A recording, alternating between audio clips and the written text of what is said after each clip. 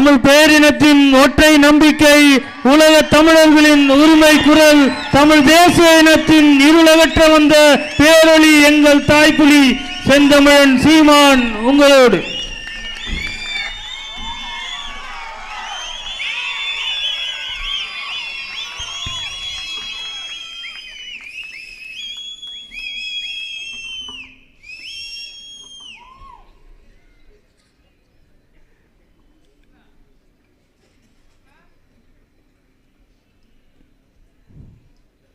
உணர்வின் எழுச்சியோடு நம் உறவுகளின் விடுதலைக்காக ஒன்று கூடி இருக்கிற என்னுடைய உயிருக்கினிய உறவுகளே, உங்கள் அனைவருக்கும் என்னுடைய அன்பும் வணக்கம். இங்கே நாம் பேசுவதற்கு செய்திகள் ஒன்றும் புதிதாக இல்லை. தம்பி பிரபு அவர்களும் தங்கை காளியம் அவர்களும் குறிப்பிட்டது போல, பல மாதங்களுக்கு முன்பு இதே திருச்சியிலே நாம் இந்த விடுதலை வலியுறுத்தி போராடினோம்.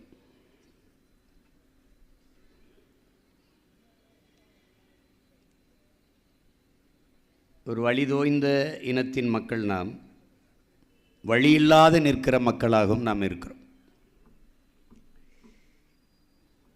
எத்தனையோ சிக்கல்களை நம் இனம் தாங்கி நின்றாலும் இந்த நால்வர் விடுதலையும் நமக்கு ஒரு பெரும் கனவாகவும் பெரும் வேதனை தரக்கூடிய ஒன்றாகவும் இருக்கிறது.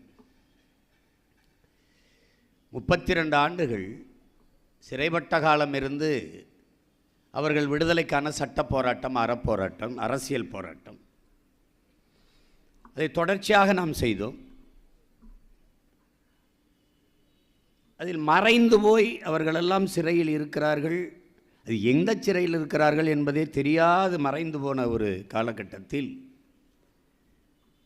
மதிப்பிற்குரிய ஐயா கருணாநிதி அவர்கள் செய்த ஒரு நற்காரியம் என்னவென்றால், புழலில் என்னை அடைத்துவிட்டு அவசரமாக திருப்பி என்னை வேகமாக அழைத்து வெளியிலே வந்து வண்டியிலே ஏற்றி வேகமாக ஓடி வேலூர் சிறையில் அடைத்தது தான் ஒரு வாழ்க்கையிலே எனக்கு செய்த ஒரு நற்காரியம் என்று நான் கருதுகிறேன்.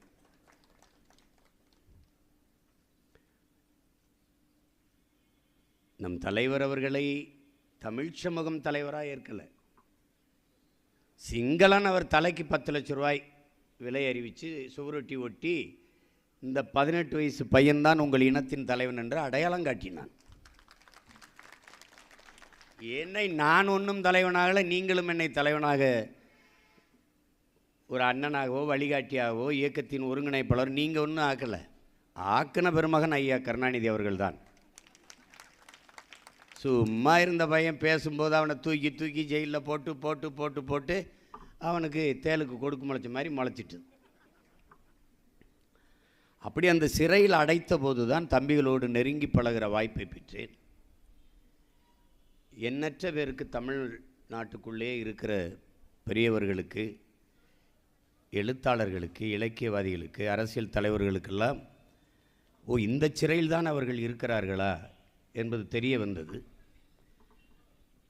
அதற்கு பிறகு ஒரு பேரெழுச்சி உருவாச்சு தமிழ்நாட்டில், இந்த 70 விடுதலை குறித்த ஒரு எழுச்சி. அப்போ மரண தண்டனையின் பிடியில் இருந்தார்கள் தம்பி பேரறிவாளன்,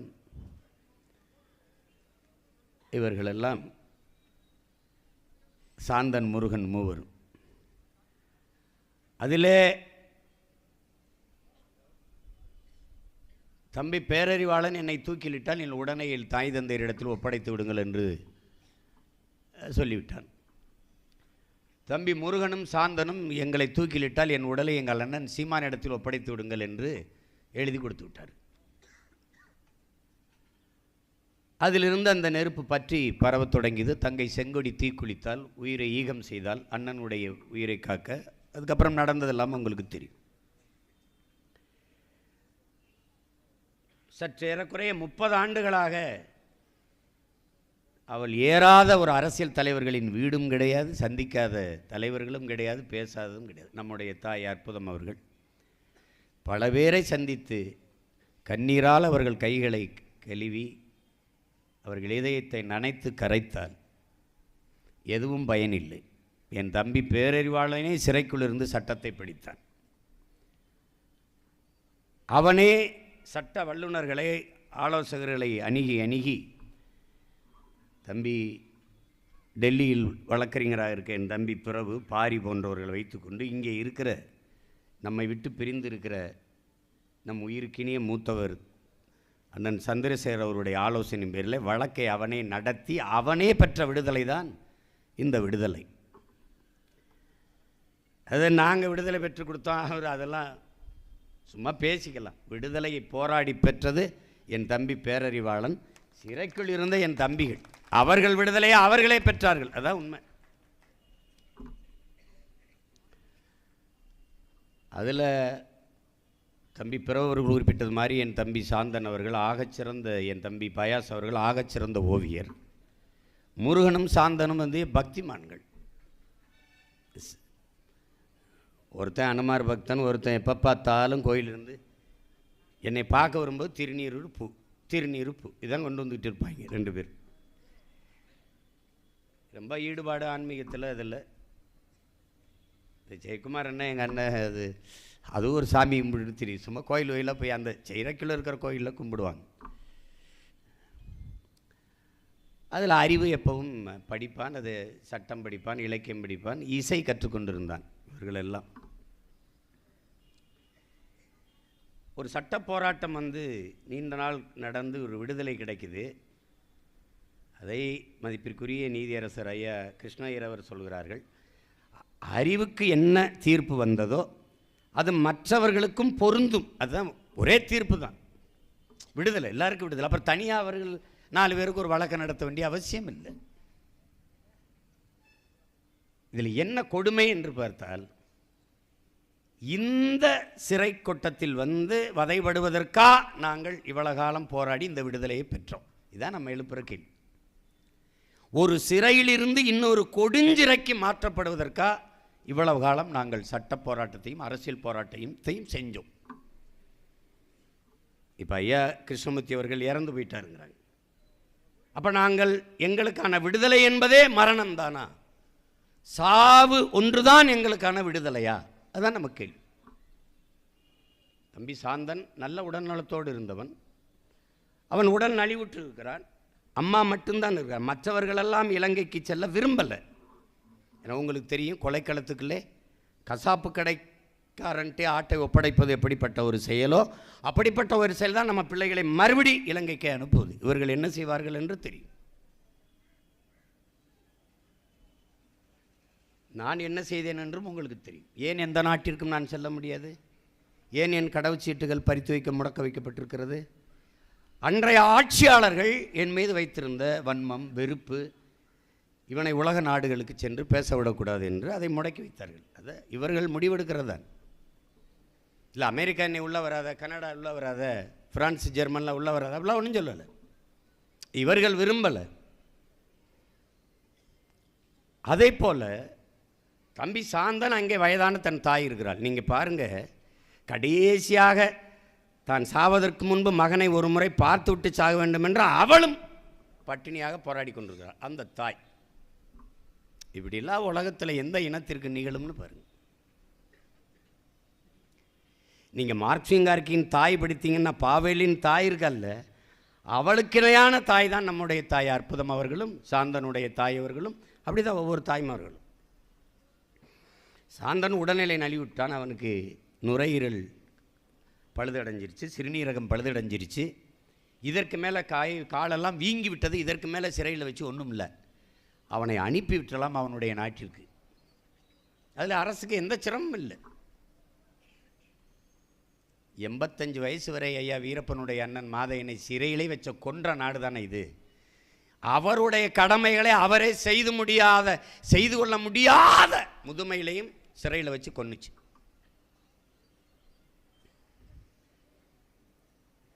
இந்த தேசத்தின் புனிதம் என்ன தெரியுமா? உலகத்தின் பார்வையில் உலகத்திற்கு அகிம்சை போதித்த அண்ணல் காந்தியின் தேசம் இது.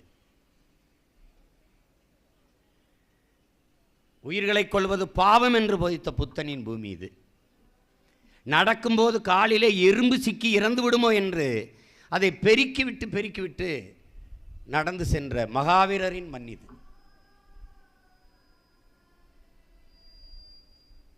இவர்கள்தான் இவ்வளவு ஒரு மனித வதையை இந்த காலகட்டத்தில் செய்து கொண்டிருக்கிறார்கள். இதற்கு மேல் நீங்கள் என்ன செய்வீர்கள் சொல்லுங்கள்? சட்டப்படி போராட்டம் முடிந்து விட்டது, அரசியல் போராட்டம் செய்தாகிவிட்டது. இதற்கு மேல் நீங்கள் என்ன செய்வீர்கள்? கொஞ்சம் கருணை கொண்டு அவர்களை விடுதலை செய்யுங்கள் என்று கெஞ்சலாம். இதுதான் கடைசி வார்த்தை. இதுக்கு மேலே ஒன்றும் இல்லை. ஒன்றே ஒன்று தான் உங்களாலே என்னாலும் செய்ய முடியும். எப்பாடுபட்டாவது இந்த நிலத்தை, இந்த அதிகாரத்தை கைப்பற்றி இந்த சிறைக்கூடத்தை மூடுவது, நம் பிள்ளைகளை விடுதலை செய்வது. இவர்களை மட்டுமல்ல, பல ஆண்டுகளாக சிறை கொட்டடியில் வாடி கிடக்கிற நம் இஸ்லாமிய சொந்தங்கள் இஸ்லாமிய மார்க்கத்தை ஏற்றுக்கொண்டார்கள் என்பதற்காகவே ஒரு வதைக்குள் வைத்து அவர்களை சிறைப்படுத்தி இருப்பதை எப்படி ஏற்கிறீங்க? மதத்தை பார்த்து தண்டிக்குதுங்க. ஒரு மதத்துக்கு ஒரு தீர்ப்பு, ஒரு மதத்துக்கு ஒரு தீர்ப்புனா அது எப்படி இருக்கிறது? பில்கிஸ் பானுவை வன்புணர்வு செய்து அவர் குடும்பத்தை 7 பேருக்கு மேலே கொலை செய்தவனெல்லாம் விடுதலை ஆயிட்ட பிறகு என்ன கொடுமை! இந்த கண்ணீரின் அடர்த்தியை, கண்ணீரின் இருக்கிற உலகத்தில் சொல்கிறான்ல, அதை உலகத்திலே மிக வலிமையான ஆயுதம் ஏழைகளின் கண்ணீர் தாங்கிற. நீங்கள் அந்த கண்ணீரெல்லாம் நீங்கள் வாய்ப்பில்லை, நிறைய பேர் பார்த்துருக்க வாய்ப்பில்லை. அது படித்து உணர முடியாது, பார்த்து உணர முடியாது, அனுபவிக்கணும். கோவையில் இஸ்லாமிய சிறைக்கதியில் விடுதலைக்கு நான் போராடி கொண்டிருக்கும்போது தம்பி வாகாப்பெல்லாம் வந்திருக்கான். ஒரு தங்கை வந்து என் கையை பிடிச்சி அழுகிறா. இந்த குழந்தை பிறந்த போது உள்ளே போனார் என் கணவர். 18 வயசுக்கு மேலே ஆயிடுச்சேன்னா இவளுக்கு திருமணம் செய்து கொடுக்கணும். அப்பா யாருன்னு கேட்டால் நான் என்னென்ன சொல்லுவேன்? எப்பாடுபட்டாவது அவரை வெளியில் கொண்டு வான்னு என் கையை பிடிச்சி அழுகிறா. என்னால் என்ன செய்ய முடியும்? ஒன்றே மாதிரி தான் நான் நின்றுட்டு இருந்தேன் அந்த கூட்டத்தில், ஒன்றும் செய்ய முடியாது. அதனால தான் நான் அதிகாரமற்ற எளிய மக்கள், அடிமை மக்களாக நாம் இருக்கோம். இது எம்மாத்திரம் இந்த சிறப்பு முகாமை மூடுவதற்கு இதை கொண்டு வந்த பெருந்தகை யார் தெரியுமா? என் தம்பி மணி செந்தில்லாம் குறிப்பிட்டு சொன்னார். 1990 இதை, இந்த கொடுஞ்சிறையை உருவாக்கியதே பெருமகனார் ஐயா கருணாநிதி அவர்கள் தான். ஈழத் தமிழர்களுக்காகவே உருவாக்கினார். இந்த கியூ பிராஞ்சுங்கிற ஒரு பிரிவை ஈழத் தமிழர்களுக்கென்றே உருவாக்கினார். இப்போ விடுதலை புலிகள் இல்லை, முடிஞ்சிருச்சு. இப்போ எந்த போராட்டமும் இந்த நிலத்தில் இல்லை, முடிஞ்சிருச்சு.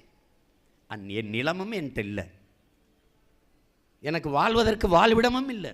என்னுடைய தாய் நிலம் எல்லாம் சிங்களவன் குடியேற்றம். 2 லட்சம் இராணுவ வீரர்கள் என்றால் 2,80,000 பேர் என்றால் அதில் 1,80,000 பேர் என் தாய் நிலத்தில் தான் முகாமிட்டு இருக்கிறார். இராணுவ முகாம், சிங்கள இராணுவ வீரர்களின் குடியிருப்புகள் திட்டமிட்டு நிகழ்த்தப்படுகிறது. என்னுடைய வழிபாட்டு தலங்கள், சிவன் முருகன் வழிபாட்டு தலங்கள் தகர்த்தெறியப்பட்டு புத்த விகாரங்கள், புத்த சிலைகள் நிறுவப்படுது. இங்கே இந்து என்று பேசுகிற பெருமக்கள் ஏன் முருகன் சிலை இடிப்பதை தடுப்பதில்லை? ஏன் சிவன் கோயிலை இடிப்பதை தடுப்பதில்லை? ஏனென்றால் சிவனும் முருகனும் இந்து இல்லை. நான் தான் பொது வெளியில் வாதிட கூப்பிட்டனே, வா முதல்ல முருகன் சிவன் இந்த கண்ணன்லாம் இந்துவா பேசி முடிவுன்ட்டு அப்புறம் பேசுவோம். அவன் செய்ய மாட்டான். அவன் புத்திஸ்ட் ஆல்சோ இந்து. அவனுக்கு தமிழர்கள் இந்து அல்ல. இந்து என்றால் வட மாநிலங்களில் வேற நாடுகளில் இருந்தே வருகிறவர்கள், ஆப்கானிஸ்தானிலிருந்து, பங்களாதேஷிலிருந்து, பாகிஸ்தானிலிருந்து இடம்பெயர்ந்து வருகிறவர்கள், பார்சி இடஒதுக்கி அவர்களுக்கு குடியுரிமை இருக்குது. கிறிஸ்தவர்கள் இருக்குது. ஏன் கிறிஸ்தவனை ஏற்கிறான்? கிறிஸ்தவன் இல்லைன்னா அங்கே 150 லட்சம் கோடி உலக வங்கியில் கடன் தொலைச்சு பெறுவான். கொடுத்தவன் கிறிஸ்தவன் நாடு. America, Australia, France, Germany, Britain, Russia எங்கேயும் கால் வைக்க முடியாது. அதனால அவனுக்கு குடியுரிமை கொடுப்பானான், இந்துக்கு கொடுப்பானான், சீக்கியனுக்கு கொடுப்பான். ஆனால் இஸ்லாமியர்களுக்கு கிடையாது. சரி, அங்கே கிடையாது, இங்கே தெற்கே இலங்கையிலிருந்து ஈழத்திலிருந்து இடம்பெயர்ந்து வந்த நாங்கள் இந்துக்களா இல்லையா? எங்களுக்கு ஏன் குடியுரிமை இல்லை? இதுதான் கேள்வி. இல்லை ஏன்? நான் இந்து இல்லை, அவனுக்கு நல்லா தெரியுது.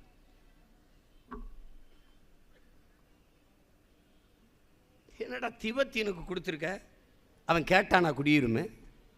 அவன் புத்த மதத்தை ஏற்றவன், பௌத்தன், அவனுக்கு கொடுத்துருக்க. நீ சொல்ற இந்து மதத்தை ஏற்றவன், நீ சொல்ற சிவன் முருகனை வழிபடுகிறவன், எனக்கு ஏன் நீ தரமாற்ற? சரி, ரொம்ப வேணாம். ஐயா மோடி இந்த மண்ணுக்கு வரும்போதெல்லாம் ஸ்ரீரங்கத்துக்கு போறாரு, திருவரங்கத்துக்கு போறாரு, ராமேஸ்வரம் போறாரு, தனுஷ்கோடி போறாரு. அப்படியே எங்க பாட்டன் கட்டின பெருவுடையார் கோயிலுக்கு ஒரு தடவை போகலாம், திருத்தணிக்கு ஒரு தடவை போகலாம், திருச்செந்தூர் ஒரு தடவை போகலாம், பழனி ஒரு தடவை போகலாம். போக மாட்டார்கள், வழிபட மாட்டார்கள்.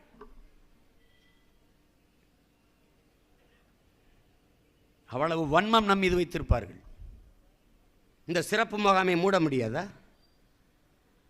அந்த சிறையில், பொது சிறையில் என் பிள்ளைகள் ஒரு கடை இருக்கும், கேண்டீன் இருக்கும், அதில் விரும்பியதை வாங்கி உண்ணலாம், அவர்கள் நடந்து கொள்ளலாம். அவர்களுக்கு ஒரு வெளி இருக்கும், திறந்த வெளி இருக்கும், புல்வெளி இருக்கும், போகலாம்.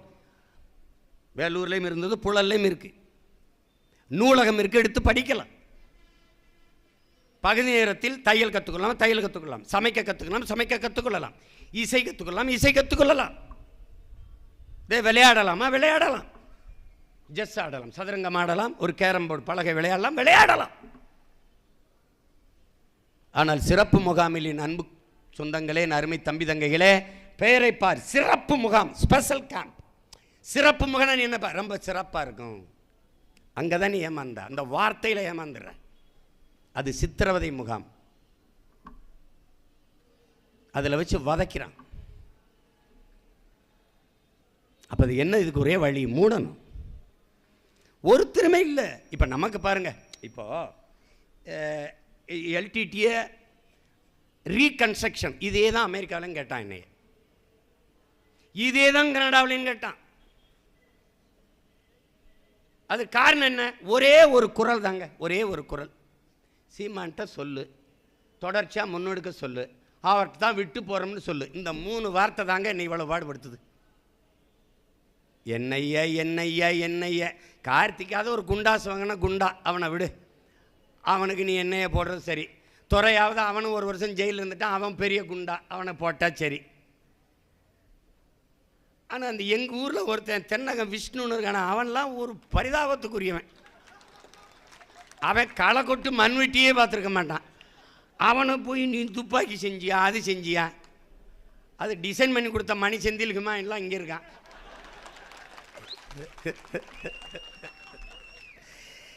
என்ன இதெல்லாம் ஒரு காமெடி பாருங்க, இதெல்லாம் ஒரு கொடுமை. இது அமெரிக்காவில் என்னையெல்லாம் பாருங்க, இந்த பழைய துணி ஒரு பையை தூக்கிட்டு போனவன, பாஸ் யூ அப்படி நம்பர், நானா பாஸு? நான் இல்லை பாஸு. எங்கடா அவரு இன்னைக்குன்னு பார்த்து ஒரு படத்தை போட காணா. அவர் அந்த பாஸுக்கு தான் இந்த பாஸ் பயந்துக்கிட்டு இப்படி எதையோ ஒன்று பண்ணி தூத்து. அதில் வாங்கிடும், அதெல்லாம் சொல்லக்கூடாது, செய்யணும். என்னென்னா ஒன்று தான் நான் தம்பிக்குமா என்கிட்ட எல்லாம் சொல்லிட்டு இருந்தேன், நோக்கம் இருந்தால் செய்யலாம். தமிழர்களுக்கு இதை செய்யணும்னு நினச்சா செய்யலாம். மறுபடியும் அண்ணன் பதிவு செய்யறாரு, தமிழர்களை இவர்கள் ஆள வேண்டும் என்கிற கனவு தான் உங்களுக்கு இருக்கும்.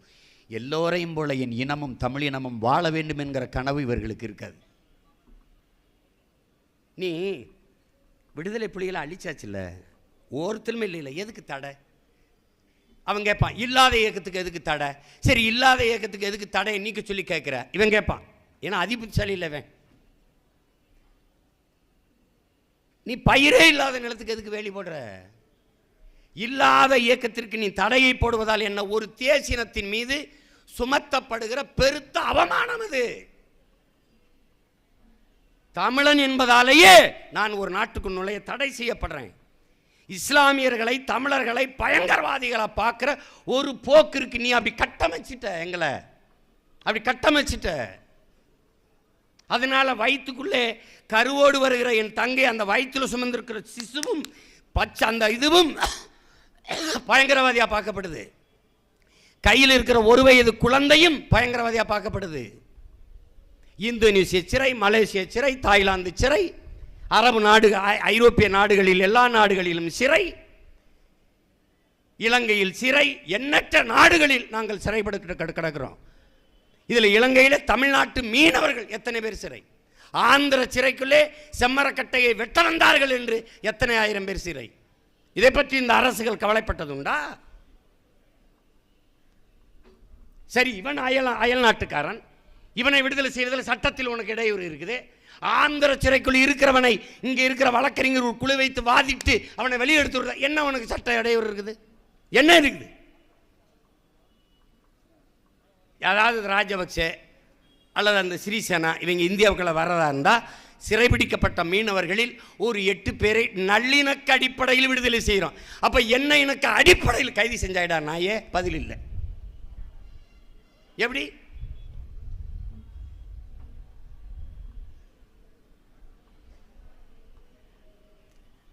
அவங்க முடிவு பண்ணிட்டாங்க. அது இஸ்லாமிய சிறை கதையிலே பாருங்கள், எத்தனை பேர் இறந்து போனாங்கன்னு நினைக்கிறீங்க? தம்பி அபதாயிரலாம் 2 சிறுநீரகம் பழுதாகி போச்சுங்க. மருத்துவமனையில் இருந்தால் நானும் வகாப்போ தான் போய் பார்த்தோம். கையை பிடிச்சி ஆளுகிறான், குரல் வரலை.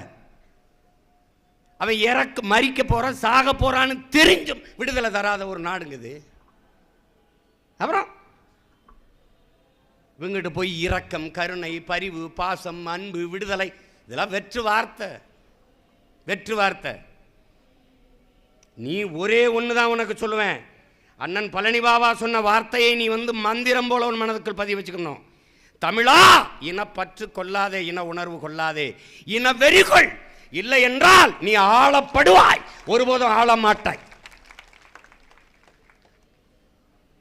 நீ வழியே கிடையாது. இன வெறிகொள்ளு. அது பிற இனத்திற்கு எதிரானது இல்ல. அழிந்து கொண்டிருக்கிற ஒரு இனத்தை பாதுகாக்க, மீட்க, காக்க, அதற்கு உனக்கு இனி வரி தேவைப்படுது. என்னது ஒன்றும் பண்ண முடியாது. இவர் தமிழ் பற்றாளர் அப்படின்னா அவர் வேற ஒருத்தர். தமிழ் மேலே அவருக்கு பற்று இருக்குது. அது ஜி பப்பு, கால்டுவெல்லு, ஒன்று புரியுதா, ஜோசப் பிஸ்கி, அவங்கெல்லாம் தமிழ் பற்றாளர்கள், தமிழ் உணர்வாளர்கள். ஆனால் நீ தமிழ் பற்றாளன், தமிழ் உணர்வாளர் அல்ல, நீ தமிழன்.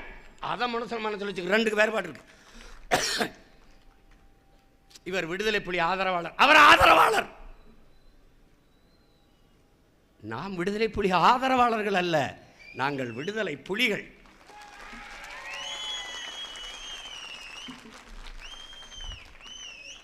அடிமைப்பட்டு கிடக்கிற பல ஆயிரம் ஆண்டுகளாக தாழ்த்தி வீழ்த்தப்பட்ட தமிழ் தேசிய விடுதலைக்கு ஆயுதம் ஏந்தி போராடி எங்கள் அண்ணன் வழியை விட்டுவிட்டு அறிவாயுதம் ஏந்திய அரசியல் புரட்சிக்கு களத்தில் இருப்பவர்கள். இலக்கு ஒன்றுதான், இனத்தின் விடுதலை. பாதை வேறா இருக்கலாம், காலம் வேறா இருக்கலாம், பயணம் வேறா, இலக்கு ஒன்றுதான். அதை நீங்கள் நன்கு விளங்கிக்கணும். எம்முப்பாட்டன் முருகன் வேலேந்தினான். அடுத்து வந்த எங்கள் பாட்டன் அருண்மொழியினும் அவன் மகன் அரசேந்திரனும் வாழேந்தினான். ஒவ்வொருத்தரும் அப்படி ஒவ்வொரு காலகட்டம். அடுத்து வந்த அவன் பேரன் பிரபாகரன் துவக்கேந்தினான். காலம்தான் வெவ்வேறு காலகட்டங்களில் எங்களுக்கு வெவ்வேறு கருவிகளை கையளித்ததே உலகத்தீரே. ஆனால் எங்கள் இலக்கு ஒன்றுதான், எங்கள் இனத்தின் விடுதலை. அவன் பிள்ளைகள் நாங்கள் அறிவாயுதம் ஏந்தி களத்திலே நிற்கிறோம், அவ்வளவுதான்.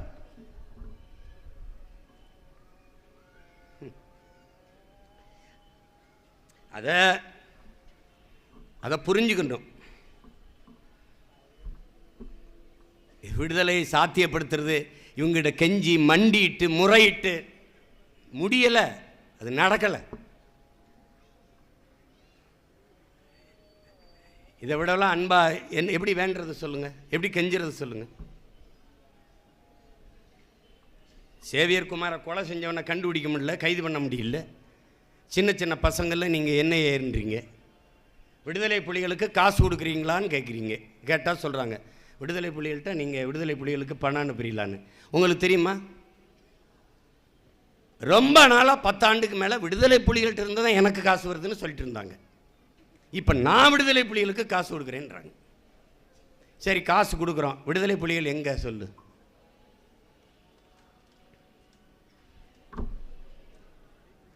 என்ன உளவுத்துறை வச்சுருக்க, வருமான வரித்துறை வச்சுருக்க, 10க்கு ரா வச்சுருக்க, பல்லாயிரக்கணக்கான போலீஸ் வச்சுருக்க, அதிலெல்லாம் கண்டுபிடிக்க முடியாது. எங்கிருந்தோ சீமானுக்கு பணம் வருது, அதை கண்டுபிடிச்சிட்டு இல்லை, அப்படியே எங்கிருந்து வருதுன்னு ஒரு தடவை கண்டுபிடிச்சிரு. என்னடா அவன் புலன் விசாரணை பிடுங்குது, எங்கிருந்தோ வருதுங்க, பயங்கரமாக வசூல். இந்த கார்த்திக்கு, இந்த துரைமுருகனுக்கு, அவனுக்கு இவனுக்கெல்லாம் கோடி கோடியாக வருதுங்க.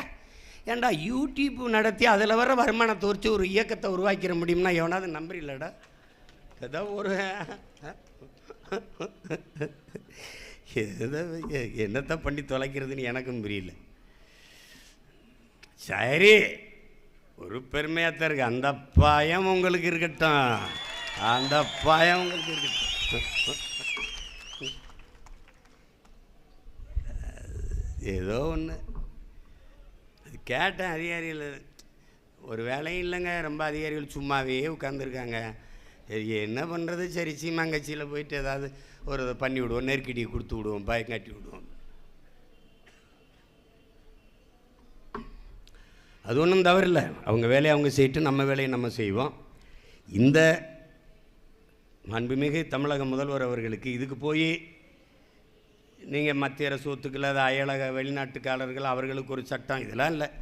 கருணை அடிப்படையில், மனிதாயமான அடிப்படையில் நம் பிள்ளைகள் 4 பேரை விடுதலை செய்யலாம். நீங்களே பார்த்துருக்கீங்க, என் தம்பி பயாசெல்லாம் சிறை விடுப்பில் வந்தார், வந்து 1 மாதம் இருந்தார். அவரால் இந்த நாட்டுக்குள் சட்டத்திற்கு அல்லது சட்டம் ஒழுங்கிற்கு சீர்கேடாக ஒரு நிகழ்வு இருந்ததா? இல்லை. நீங்கள் கொடுத்த நாட்களில் அவர் கொடுத்த நேரத்திற்கு திருப்பி சிறைக்குள் போயிட்டார். அவ்வளோ ஒழுங்காக நடந்து கொண்டார்கள். எங்கள் அக்கா நளினி சிறை விடுப்பில் வந்தார், அதே போல் நடந்து கொண்டார்கள். நீங்கள் அவர்களை விடுதலை செய்து ஒரு இடத்தில் வைத்து அவர்களுக்கு கடவுச்சீட்டு எடுத்து கொடுத்து அவர்கள் விரும்பிய நாட்டுக்கு அனுப்பிவிட்டு மீதி இருக்கிற காலங்களில் வாழ வைக்கலாம். இதுதான் தமிழன் அறம் சார்ந்த ஆட்சி. சரி, உங்கள் திராவிட மாடல் ஆட்சி, அதையாவது செய்து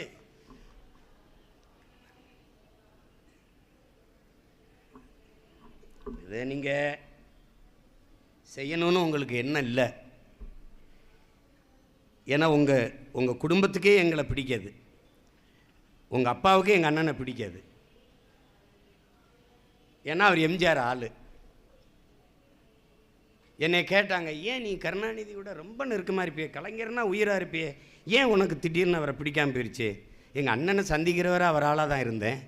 எங்கள் அண்ணனை சந்தித்த பிறகு அப்புறம் தெரிஞ்சிச்சு, அவர் ஐயா கருணாநிதி அவர்களுக்கு எங்கள் அண்ணனை பிடிக்கல, அதனால எனக்கு கருணாநிதியை பிடிக்கல, அவ்வளோதான். எம்ஜிஆரை ஏன் பிடிச்சது? எம்ஜிஆர் எங்கள் அண்ணனை ஒரு மகன் மாதிரி நினைச்சார், எங்கள் அண்ணன் அவருக்கு விசுவாசமாக இருந்தார், அதனால எம்ஜிஆர் எனக்கு பிடிச்சிருச்சு, முடிஞ்சு அவ்வளோதான். ரொம்ப போட்டு கொள்கை கோட்பாட்டில் அதில் ஒன்றும் கிடையாது. அவருக்கும் எங்கள் அண்ணனுக்கு ஒரு பிரச்சனைங்க, தமிழினத்திற்கு யார் தலைவனாக இருக்கிறது தாங்க பிரச்சனை. யாராவது மறுத்து பேச சொல்லுங்க, யாரையாவது மறுத்து பேச சொல்லு, இதுதான் உண்மை.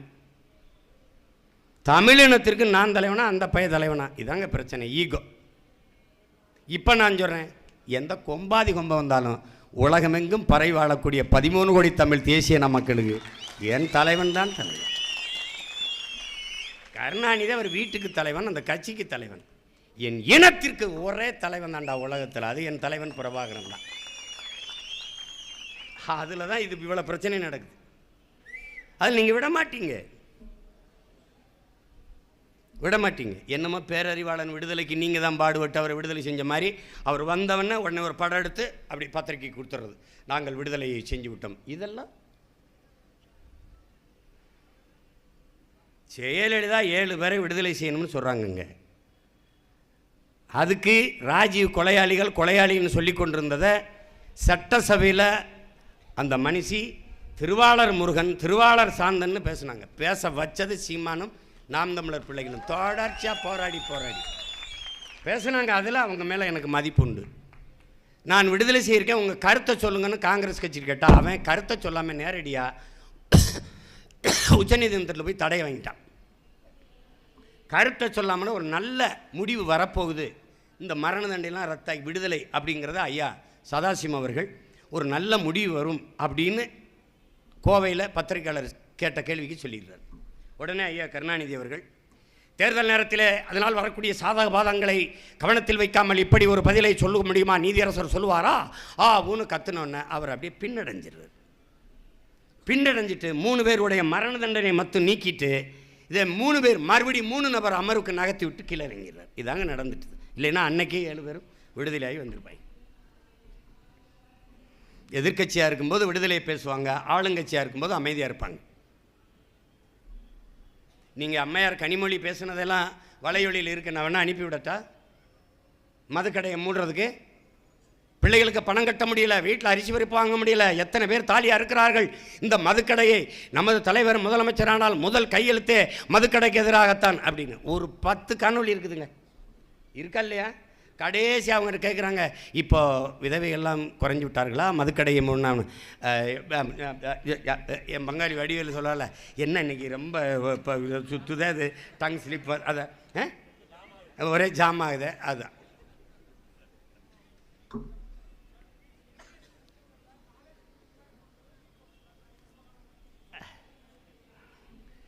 ஒரு குரல் தான் இருக்குது, ஒவ்வொன்றா கொடுக்குறேன். இதில் என்னென்னா ஒரு அம்மா வந்து கடிதம் கொடுத்தாங்கல்ல, லட்சுமணன் ஒருத்தன், அவன் படிச்சிருந்தான் +2 ஏதோ, அவன் ஏதோ சமைக்கிற இது படிக்க போகும்போது அவனை பிடிச்சி கொண்டாந்து சிறையில் அடைச்சி, புழலில் அடைச்சி, வேலூரில் அடைச்சி, கடைசியாக கொண்டாந்து உன்னைய விடுதலை செய்கிறோம், ஜாமீனில் விடுறோம்னு இங்கே சிறப்பு முகாமில் கொண்டாந்து அடைச்சி விட்டாங்க. அவன் படிப்பு போச்சு, 2 வருஷமாக உள்ளே கிடக்கிறான். இது என்ன ஒரு நாடு, என்ன ஒரு கொடுமை பார்த்துக்கிறேன். உங்ககிட்ட நான் அருள் ஊர்ந்த அன்போடு வேண்டுவது, எல்லா பிணக்குகளையும் தூக்கி வீசி இணக்கமாக நின்று இந்த தேர்தல் களத்தில் பணியாற்றுங்க. நம்மளால் இவர்கள்ட்ட கெஞ்சி விடுதலையை பெற முடியாது. விடுதலை என்பது கெஞ்சி பெறுவதல்ல, போராடி பெறுவது. விடுதலையை பெறுவதல்ல, எடுத்துக்கொள்வதுங்கிறான். எடுத்துக்கொள்வதுங்கிறான். பாரதி சொல்றான்ல, கொடுக்கிற கை எப்போதும் உயர்ந்திருக்கும், வாங்குகிற கை தாழ்ந்திருக்குங்கிறான் பாரதி கிட்ட. பாரதி சொல்றான், எடுக்கிற கையும் எப்போது உயர்ந்து தாண்டா இருக்கும்னு. நாம் எடுத்துக்கணும் நமக்கான விடுதலை. இவர்கள்ட்ட கெஞ்சியெல்லாம் பெற முடியாது.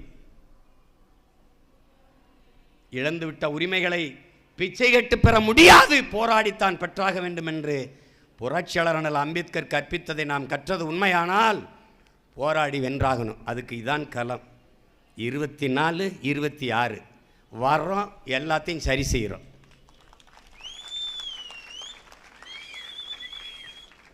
இஸ்லாமிய சிறை கைதியில் விடுதலை செய்வோம். ஆளுநர் கையெழுத்து நீனே போட்டு பழக, நீனே வச்சுக்க, விடுதலை செய்கிறோம். இவர்களை விடுதலை செய்கிறோம். வழக்கு போடுவாங்க, அந்த வழக்கை அப்புறம் பார்ப்போம். அவ்வளோதானே, அவ்வளோதானே. அந்த வழக்கை பிறகு நடத்த வேண்டியதானே. உனக்கு என்ன பிரச்சனை? விசாரணை கைதியாக காஷ்மீரில் ஒருத்தரை கூட்டிகிட்டு போய் விசாரணை கைதியாக 5 வருஷம் வச்சது யாராவது பத்திரிக்கையில் வச்சுட்டாங்க. அந்த அம்மா வந்தாங்க முதல்வராக, கதவை திறந்து வெளியில் விட்டாங்க. குய்யோ குய்யோ குய்யோ குய்யோன்னு கத்துனாங்க. காதில் பஞ்சை வச்சுட்டு போயிட்டே இருந்துட்டாங்க. அந்த அம்மா ஒன்றும் பண்ணல. அந்த வேலையை நாம் செய்யணும்னா நீங்கள் ஒரு வேலை செய்யணும். 24 விவசாய சின்னத்துக்கு வாக்கை வாங்கி நாம் தமிழர் கட்சியை வெல்ல வைக்கணும். அது தவிர வழி கிடையாது. ஒரு கோட்பாடு தான் என் உடன் பிறந்தார்களே, மக்களின் பிரச்சனைகளை அரசு கையில் எடுக்காத போது அரசை, அதிகாரத்தை மக்கள் கையில் எடுப்பதை தவிர வழி கிடையாது. அவ்வளோதான் கடைசி வாய்ப்பு. சாந்தனை விடுதலை செய், முருகனை விடுதலை செய், பாயாச விடுதலை செய், ஜெயக்குமார் விடுதலை செய், செய்ய மாட்டான். வேணா எல்லாரும் சேர்ந்து ஜெய் ஸ்ரீராமன் கத்தினா வேணா வாய்ப்பு இருக்கு. அவங்க செய்ய மாட்டாங்க. அவங்களுக்கு இதெல்லாம் பிரச்சனை கிடையாது. இதில் இல்லை ஓட்டு, அவனுக்கு இதில் இல்லை. தமிழர்கள் தமிழ் இனத்திற்கு எதிராக சிந்தித்தால், செயல்பட்டால் வாக்கு தர மாட்டார்கள், தோக்கடிப்பார்கள் என்கிற நிலையை உருவாக்காத வரை தமிழும் வாழாது, தமிழனும் வாழ முடியாது. அதை நீ கவனத்தில் வச்சுக்கணும். இந்த நிலத்துக்குள்ள நம் இனத்தின் எதிரிகள் நுழைய விடக்கூடாது. நம் வீட்டுக்கு இளவு கலாதவனுக்கு எதுக்குடா நம்ம ஓட்டு? எதுக்கு நம்ம ஓட்டு? எதுக்கு கொடுக்கணும்? எதுக்கு பிஜேபி காங்கிரஸுக்கு போடணும்? 10 ஆண்டு காலம் மன்மோகன் சிங், 10 ஆண்டு காலம் மோடி. இந்த நாட்டில் நம்ம வாழ்நாளில் பாதி காலங்களை தின்றுருக்கான். ஒரு அரை எங்களை இந்த நாடு முன்னேறிருக்கு, வளர்ந்துருக்கு, ஒரு பிரச்சனை தீர்ந்துருக்கு சொல்கிறா பாப்பா. அப்புறம் 3 ஆண்டு காலம் முடிஞ்சிருக்கு ஐயா ஸ்டாலினுடைய ஆட்சி. ஏதாவது என்ன இருக்கு சொல்லு? மின்கட்டண உயர்வு, சொத்து வரி, என்ன இருக்கு? எதுவுமே கிடையாது. எதுவும் உருப்படி கிடையாது. ஏன்னா வெளிநாட்டிலிருந்து முதலீட்டாளர்கள் எதுக்கு? வள கொள்ளைக்குத்தான். Real estate புரோக்கர்கள். அவன் வருவான், எதிரடா முதலீடு செய்வான்? என் நிலத்தை பறித்து கொடுப்பேன், நான் போராடுவேன், குண்டாசு சிறையிலுக்கு போடுவேன், சுட்டு வீழ்த்துவேன். என் நிலத்தை பறித்து முதலாளிகளுக்கு கொடுக்குறவன் பேர் என்னடா? ரியல் எஸ்டேட் தரகன், புரோக்கர். என்னை வச்சுக்கிட்டு நாடு வளருதுன்ற கேவலம்.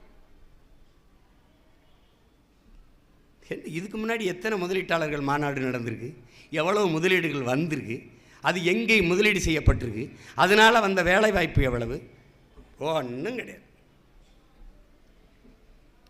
இதனால் என் அன்பிற்குரியவர்கள், என் அருமை உடன் பிறந்தார்கள், நம் தம்பிகள் அண்ணன் ஜெயக்குமார் உள்ளிட்ட இவர்கள் விடுதலையை சாத்தியப்படுத்தணும்னா அடிமைப்பட்டு உரிமை இழந்து நிற்கிற எளிய மக்கள் நாம் வலிமைமிக்க அதிகாரத்தை கைப்பற்றுவதை தவிர நமக்கு வழி இல்லை. நீங்கள் ஒவ்வொரு பிரச்சனையாக எடுத்து ஆய்வு செஞ்சீங்கனாலும் கடைசி தீர்வு அதுதான். அதைத்தான் புரட்சியாளர் அம்பேத்கர் தெற்காசியாவிலேயே ஆகச்சிறந்த அறிவாசான் அவர் ஒருத்தர் தான். தெற்காசிய பிராந்தியத்தில் ஒரு தனி மனிதன் நூலகம் பெருசாக இருந்தது அவருடையது தான். ஒரு மனிதன் வாழ்நாளில் 10,000 புத்தகம் படிக்கணும், அவன் 64,000 புத்தகம் படிச்சிருக்காரு. படுக்கிற இடம் கூட படிக்கிற இடத்தில் பக்கத்தில் இருக்க வேண்டும் என்று நூலகம் எங்கே இருக்கோ அங்கே அறை எடுத்து தங்கி வாழ்ந்தவர் அண்ணல் அம்பேத்கர். அவ்வளவு படித்த அறிவாசான் சொல்லிட்டார், அதிகாரம் மிக வலிமையானதுன்ட்டார். முடிஞ்சு போச்சு. எல்லா துன்பப்பூட்டுகளுக்குமான சாவி ஆட்சி அதிகாரம் மட்டுமேன்ட்டார். ஓடு, அதை நோக்கி ஓடு, அதை விட்டால் நமக்கு ஒரு வழியே கிடையாது. இந்த விடுதலையில் எல்லா விடுதலையும் சாத்தியப்படுத்திருக்கிற கடைசி தீர்வு உன் வெற்றி. அதை நோக்கி கடுமையாக உழைத்து இந்த விடுதலை என்ன, இனத்தின் விடுதலையை நீ சாத்தியப்படுத்தலாம். மற்றெல்லாம் தூக்கி தூரப்போடு.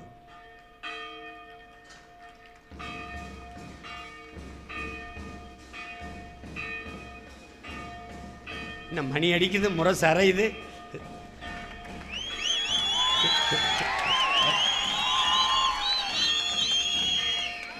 சிங்கத்தின் குகைக்குள் சிறுநரிக்கு இடம் கொடுத்தோம், செந்தமிழ் நாட்டின் உரிமை இழந்தோம். பொங்கும் உணர்வில் எழுந்தமிழ் அரசு போர் தொடங்கிட்டு கொட்டடா.